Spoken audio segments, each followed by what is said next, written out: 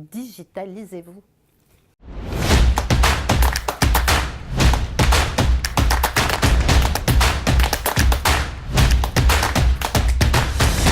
Sujet business, évidemment, quoi qu'il arrive, en premier lieu. La transformation digitale, ça n'est déjà même plus une question stratégique, c'est une évidence, c'est vital, et son retour sur investissement est largement démontré. Donc, après, il est plus amusant de se poser la question de savoir si c'est une question RH ou com. C'est les deux, évidemment, parce que c'est d'abord, là encore, une question d'accompagnement du changement, de change management. Donc c'est beaucoup de RH en termes d'organisation, d'accompagnement et de développement des salariés, de construction de parcours, mais c'est aussi beaucoup de communication parce que c'est de la collaboration, de l'agilité, c'est donner du sens.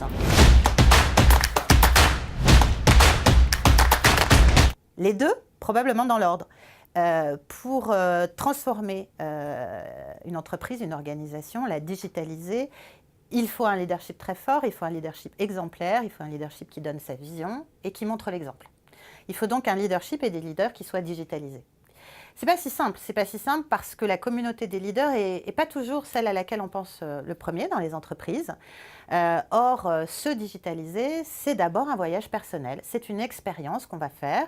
Le digital, ça passe par une pratique personnelle, c'est la découverte d'une information sans filtre, la découverte d'une collaboration directe, la découverte de la vie des communautés, du travail collaboratif, coopératif et agile. C'est quelque chose qu'il faut expérimenter soi-même. Donc pour l'idée la transformation de vos entreprises, messieurs et mesdames les leaders, digitalisez-vous.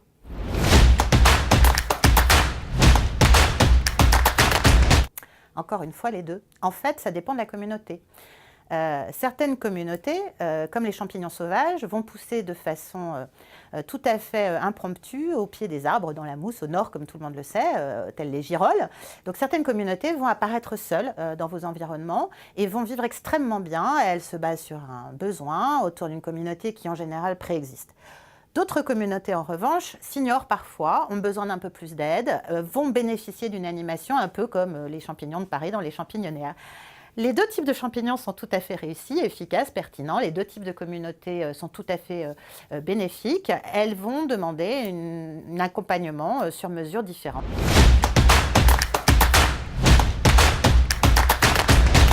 C'est du digital, c'est physique et digital à la fois. C'est le mélange de routine, d'occasions de se retrouver, de moments où physiquement on est ensemble, on est away from keyboard. Et puis c'est des moments où on est online, dans des environnements virtuels qui sont faits à cet effet. On appelle ça online et pourtant on est bien dans la vraie vie. C'est de plus en plus des moments qui mélangent les deux, avec un certain nombre de personnes qui se retrouvent physiquement avec d'autres personnes à distance, en temps réel ou bien en décalé. C'est certainement le secret d'un engagement fort, réussi, du sens donné au travail en communauté et de l'agilité des équipes.